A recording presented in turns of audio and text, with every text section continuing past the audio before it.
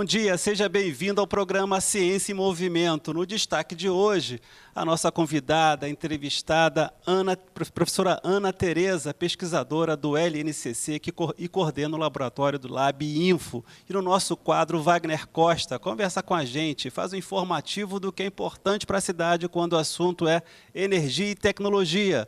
2 de junho de 2015, eu sou Márcio Campos, estamos começando uma nova edição do programa Ciência em Movimento. Fique com a gente volta já.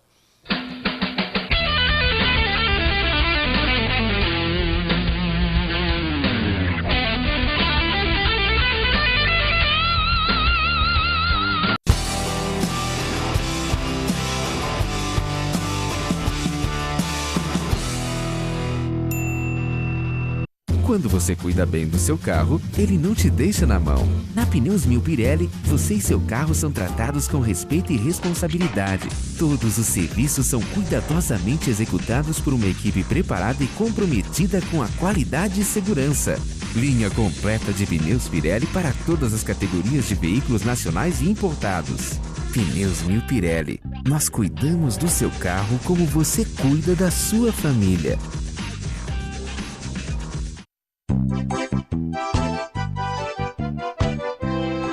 Xodó de Minas é coisa nossa, cá na cidade mas parece que é na roça. O leite puro, doce e gostoso, o queijo mágoa, presuntado e requeijão. Ninguém segura, Xodó de Minas, só coisas boas e o preço é de irmão. Uai, uai, eita trem bom, Xodó de Minas só tem preço campeão.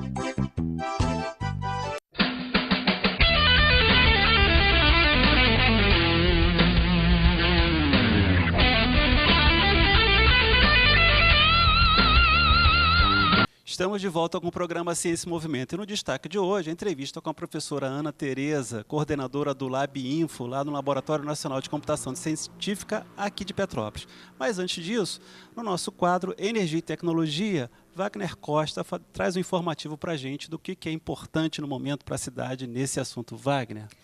Bom dia, Márcio. Bom dia, nossos telespectadores.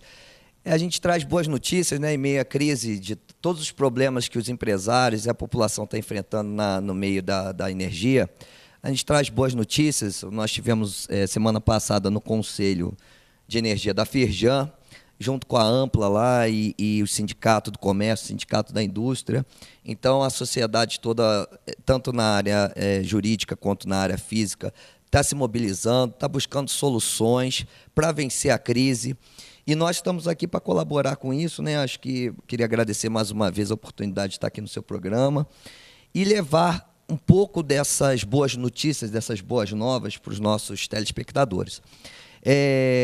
Durante a crise, nessa questão da seca, bandeira vermelha, aumento de 90% na conta, na crise que a gente busca as soluções, não é verdade? E essas soluções, elas vão desde, como a gente falou nos primeiros programas, na questão da geração solar. É possível fazer um investimento a curto prazo e ter uma solução para não só comprar energia da Ampla, mas principalmente vender. Nesse momento, a energia, quando a energia fica cara, o importante não é comprar, mas é vender.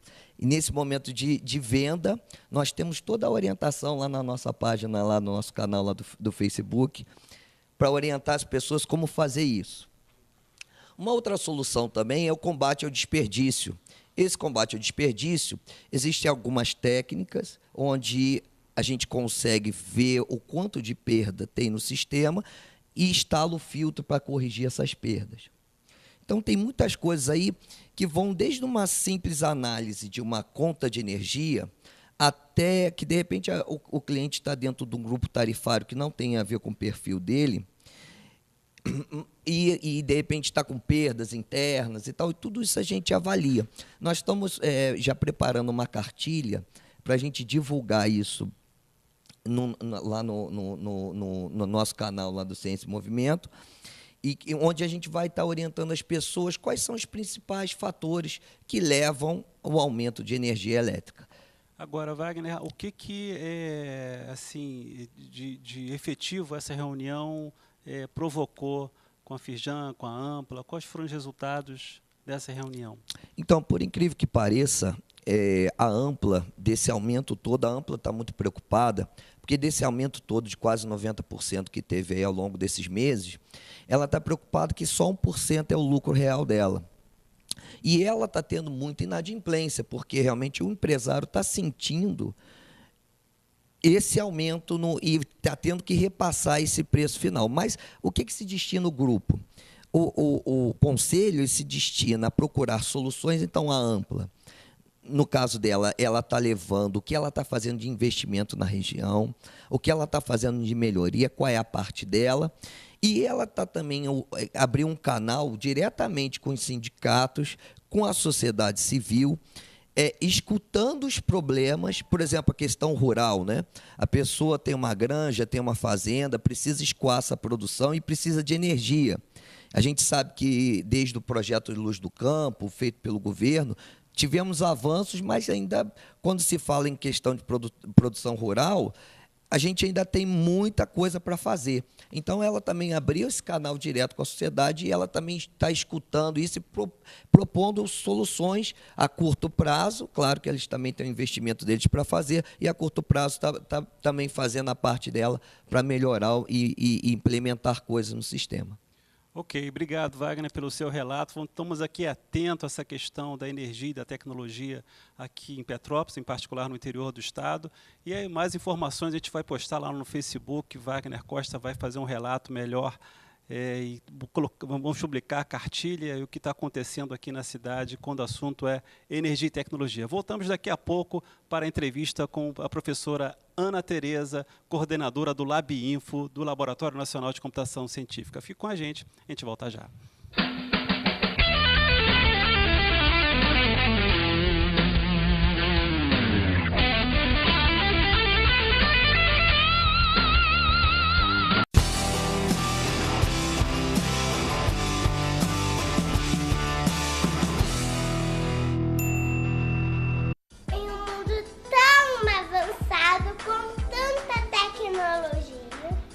Precisamos estar preparados para o que o futuro nos oferece. Do maternal 1 ao ensino médio, o Colégio Batista oferece uma estrutura de ponta, com aulas de música, inglês e espanhol com professores nativos, além de contar com cursos profissionalizantes, técnicos e supletivos. Mãe, já fazer sua matrícula. Isso! Ligue para 2231-4692 ou acesse www.portalceup.com. Colégio Batista. É um prazer educá-la para a vida.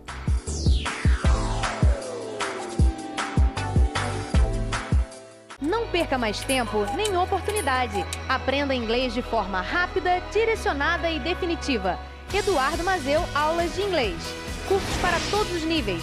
Cursos especiais, preparados de acordo com o seu interesse e área de atuação profissional. Aulas individuais ou em turmas reduzidas. Material próprio e sem custos adicionais. Preços promocionais para empresas. Venha conferir. www.mazeu.com 2244-8670. Eduardo Mazeu, aulas de inglês. The right place for you to learn English. Seja um motorista exemplar ao volante. Aqui na Autoescola Atlantis, oferecemos toda a estrutura para a sua primeira habilitação, além de cursos de reciclagem para infratores, renovação de sua habilitação e curso para habilitados. E para você que tem traumas ao volante, cursos de aperfeiçoamento e superação de fobias com instrutores capacitados para lhe ajudar. A Autoescola Atlantis tem tudo o que você procura: preço, prazo e competência. Tudo isso há mais de 18 anos servindo Petrópolis. Venha conferir. Rua do Imperador, número 75, lojas 6 e 8 no Shopping Vila Catarina. Telefone 3111-2030.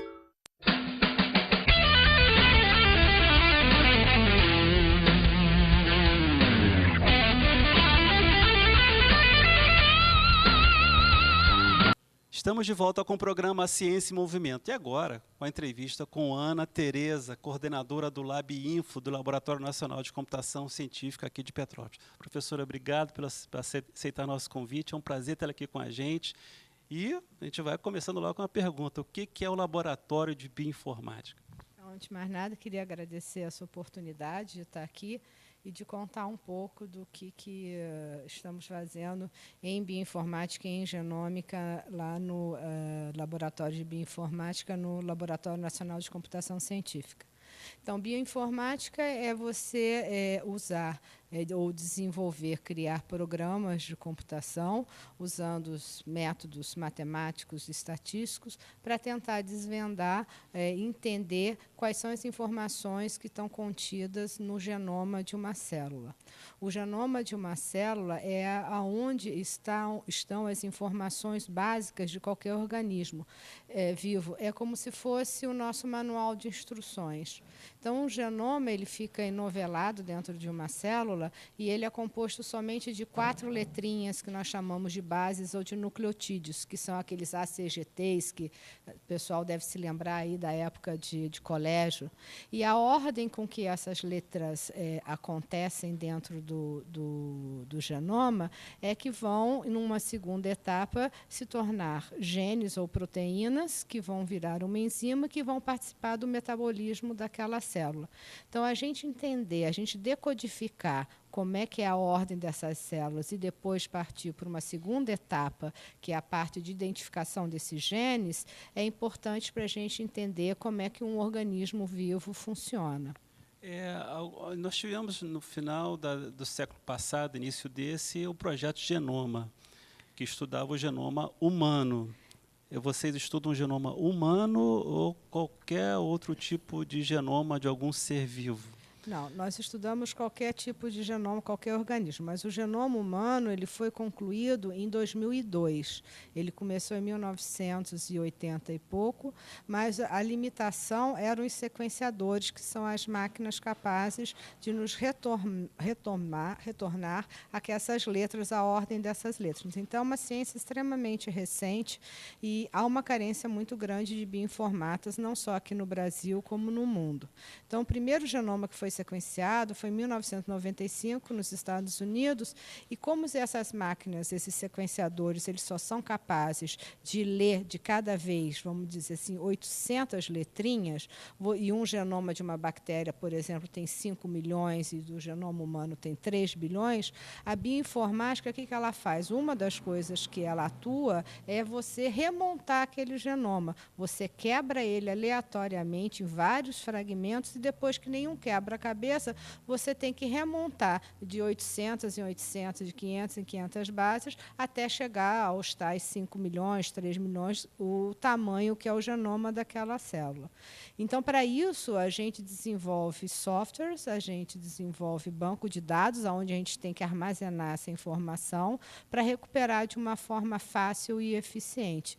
E aí entra o poder computacional necessário para que você possa processar essa informação de uma forma mais rápida e eficiente.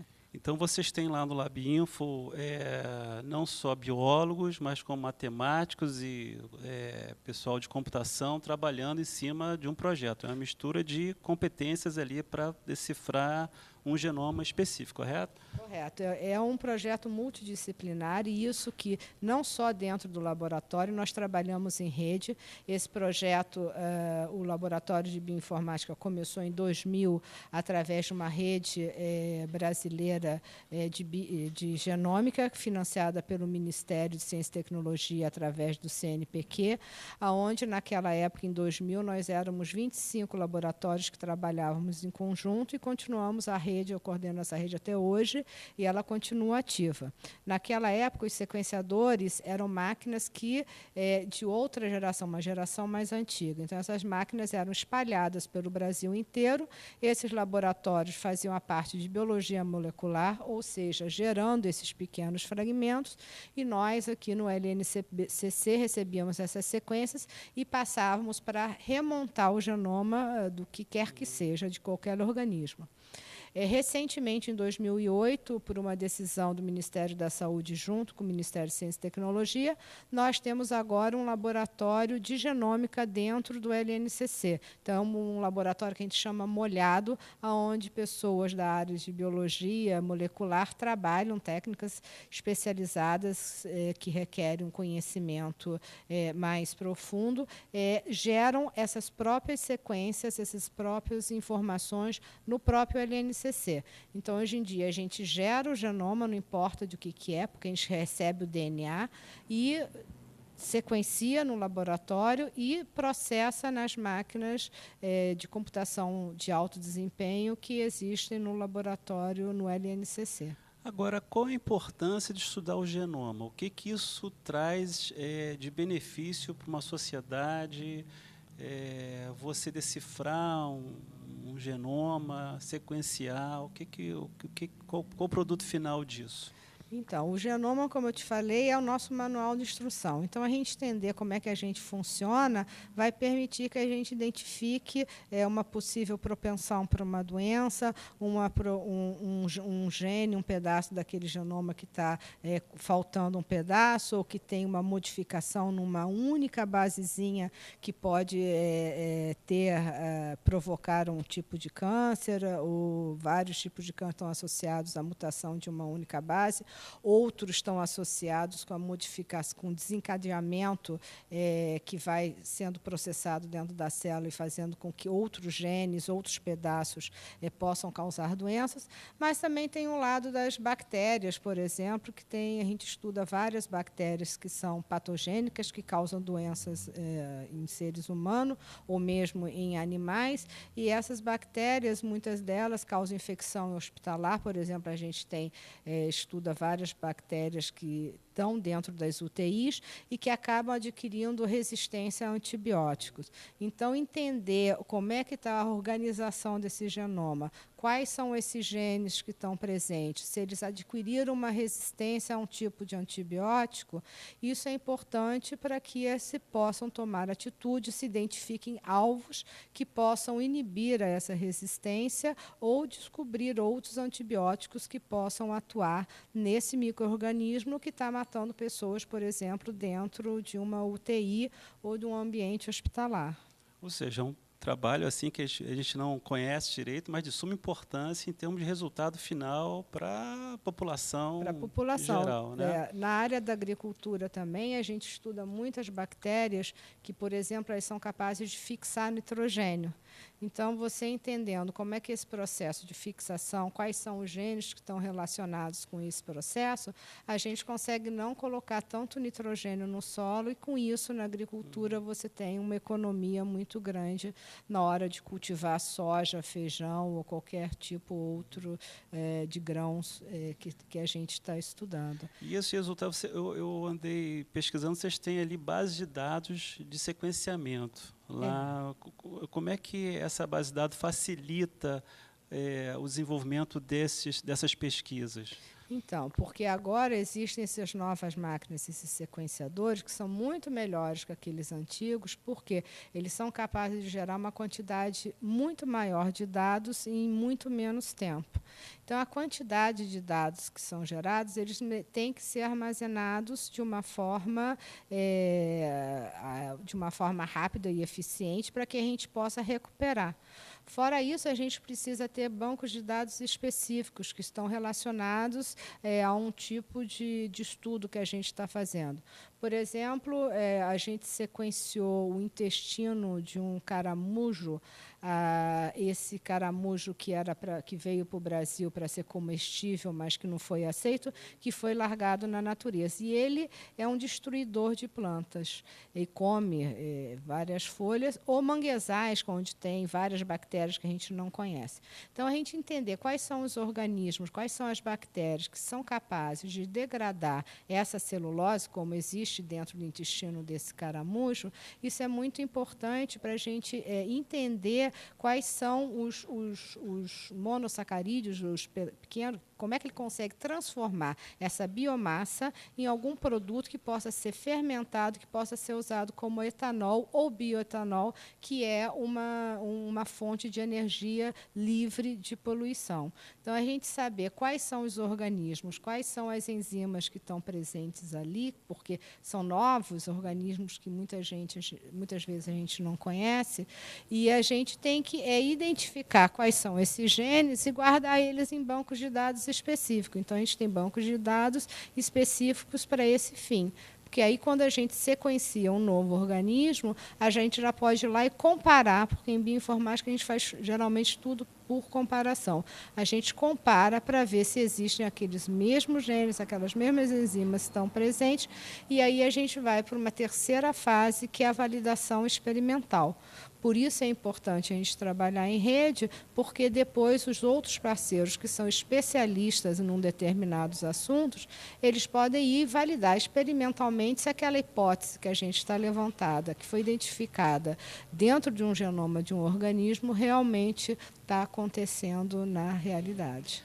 Agora, a senhora falou sobre caramujo. Que tipo de outros organismos vocês têm estudado lá no LNCC? Que tipo de genoma de organismo vocês têm estudado no LNCC, em termos de linha de pesquisa? Então, nós temos, em termos de bactérias, né, como eu já falei, a gente estuda várias bactérias patogênicas de infecção hospitalar, relacionadas com infecção hospitalar. Nós estudamos vários fungos, já sequenciamos vários fungos, a maioria deles relacionados com doenças humanas, doenças cutâneas, então, para entender como é que é essa interação.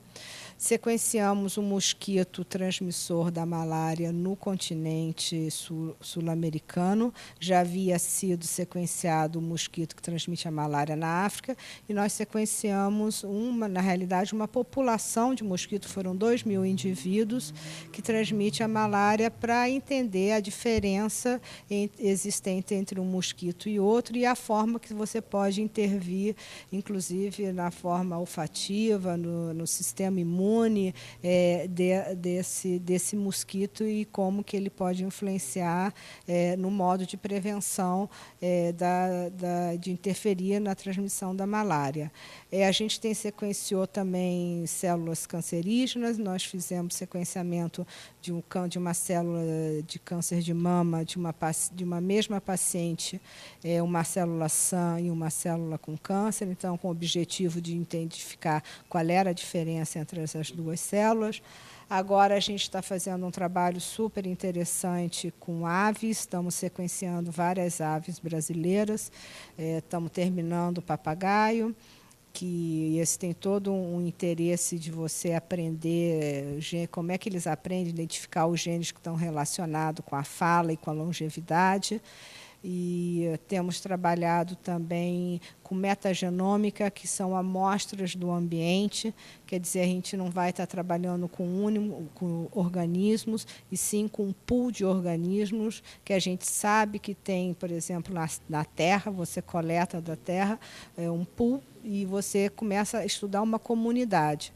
Porque a maior parte dos organismos, eles não são cultiváveis. A gente não consegue levar para o laboratório e cultivar, mas eles existem na natureza. Então, a gente identificar quais são esses organismos, qual é o papel dele naquele ambiente, quais são as enzimas que estão atuando, é muito importante. Então, isso se chama metagenoma, e a gente também tem trabalhado com bastante metagenoma. Senhora Ana, a gente está chegando no final do programa, mas antes de a gente encerrar, eu queria que a senhora falasse um pouco sobre a outorga que a senhora recebeu ano passado no Pensa Rio, no projeto de conhecimento genômico do pescado do Estado do Rio de Janeiro. Qual a importância desse projeto para o Estado do Rio de Janeiro? Então, esse projeto ele é dividido, vamos dizer, em duas partes. O vice-coordenador é o professor Solé, da UFRJ, e na primeira parte a gente vai tentar trazer introduzir o cultivo de ostra no Estado do Rio de Janeiro. A ostra nativa do estado são 2 ostras, ela tem desaparecido, os pescadores não conseguem nem ir nos bancos encontrar mais ostras, e existe uma ostra, 2 ostras na realidade, que são naturais do Estado do Rio de Janeiro e que tem um tamanho que pode ser comercializado, só que ela está desaparecendo dos bancos naturais. O que a gente pretende é estudar quais são as condições necessárias para que a gente possa, junto com a FIPERJ, introduzir, na realidade, o cultivo da ostra no Rio de Janeiro. E o outro projeto é um projeto de certificação de pescado, onde a gente vai criar um banco de dados de marcadores moleculares que a gente possa identificar um pescado que você compra na feira como sendo um linguado, e muitas vezes é um outro peixe que não é linguado. Então, a gente vai ter os marcadores moleculares para poder identificar se realmente o que você está comprando não é gato por lebre. Obrigado, professora. Estamos chegando chegando aqui ao final do nosso programa. Agradeço aqui a presença da professora Ana Tereza, coordenadora do LabInfo, do Laboratório Nacional de Computação Científica aqui de Petrópolis, com um trabalho espetacular. Você sabe, o programa de terça-feira é ao vivo, no sábado tem nossa reprise às 22h30, mas você não precisa esperar, pode ir lá no nosso Facebook, no nosso blog e na nossa página no YouTube TV Ciência e Movimento. Até a próxima terça, um forte abraço, tchau.